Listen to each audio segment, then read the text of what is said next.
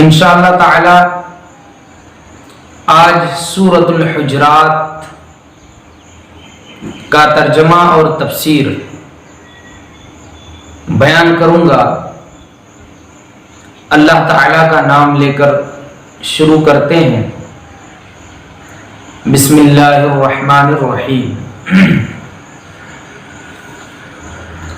یا ایھا الذین آمنوا لا تقدموا بین یدی اللہ ورسولہ واتقوا اللہ۔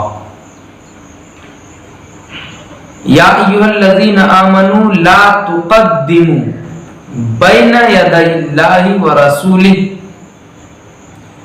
اے ایمان والوں اللہ اور اللہ کے رسول سے آگے مت بڑھو۔ واتقوا اللہ، اور اللہ سے ڈرو۔ ان اللہ سمیع علیم، بے شک اللہ سننے والا جاننے والا ہے۔ اب ایک آیت آ رہی ہے سورۃ الحجرات کی آیت نمبر 2، بڑی اہم آیت ہے۔ نبی صلی اللہ تعالی علیہ وسلم کی شان اور مرتبہ اس آیت کے اندر بیان کیا گیا ہے کہ نبی صلی اللہ تعالی علیہ وسلم کی ادب اور احترام اور ان کی عزت اور قدر کیسی ہونی چاہیے۔ یا ایھا الذین آمنوا لا ترفعوا اصواتکم فوق صوت النبی، اے ایمان والوں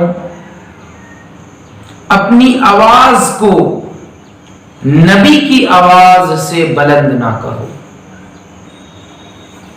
اے ایمان والوں، یہ ایمان والوں سے کہا جا رہا ہے کہ اے ایمان والوں نبی کی آواز سے اپنی آواز کو بلند نہ کرو۔ وَلَا تَجْهَرُوا لَهُ بِالْقَوْلِ كَجَهْرِ بَعْضِكُمْ لِبَعْضٍ، اور جیسے آپس میں ایک دوسرے کے ساتھ آواز کو بلند کرتے ہو، اپنی باتوں کو نبی صلی اللہ علیہ وسلم کے سامنے بلند نہ کرو۔ ان تحبط اعمالکم وانتم لا تشعرون، کہیں ایسا نہ ہو کہ تمہارے اعمال برباد ہو جائیں، تمہارے اعمال برباد ہو جائیں اور تمہیں اس کے بارے میں خبر بھی نہ ہو۔ تمہارا اعمال برباد ہو جائے گا اور تمہیں اس بارے میں خبر بھی نہیں ہوگا کہ ہمارا اعمال برباد ہوا یا نہیں۔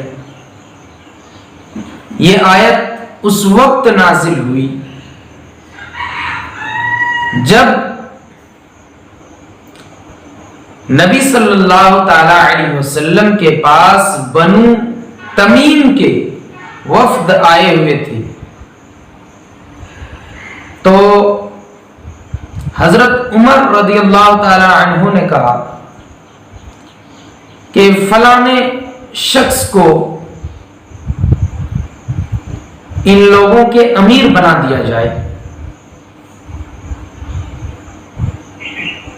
اور حضرت ابو بکر رضی اللہ تعالی عنہ نے کسی اور کا نام لے لیا کہ نہیں، اس کو نہیں، بس بلکہ اس کے علاوہ فلاں کو امیر بنایا جائے ان لوگوں کا۔ جب یہ بات ہوئی نبی صلی اللہ علیہ وسلم کے سامنے یہ بات پیش کی گئی، تو حضرت ابو بکر نے کہا عمر سے کہ اے ابو بکر، تم جو ہو ہمیشہ میری مخالفت کرنے میں رہتے ہو، تم میری مخالفت کرنا چاہتے ہو۔ اس وقت حضرت عمر نے کہا کہ اللہ کی قسم ابو بکر، تمہاری مخالفت میری نیت نہیں ہے، اور ان باتوں میں ان لوگوں کی آواز بلند ہو گئی. نبی صلی اللہ علیہ وسلم کے سامنے موجود تھے وہ لوگ، اور وہاں پر ان دونوں کی آوازیں نبی صلی اللہ علیہ وسلم سے بلند ہو گئی. اس وقت یہ نازل ہوئی ہے آیت کہ اے ایمان والوں، اپنی آواز کو نبی کی آواز سے بلند نہ کرو،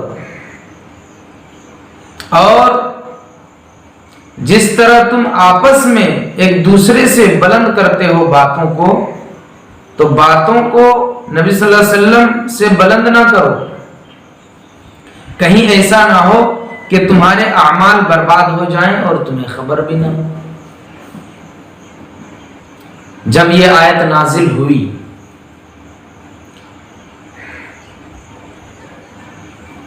تو ابو بکر اور عمر رضی اللہ تعالی عنہ اس طرح سے نبی صلی اللہ علیہ وسلم کے پاس جاتے اور ان سے بات کرتے کہ نبی صلی اللہ علیہ وسلم خود سن نہیں پاتے.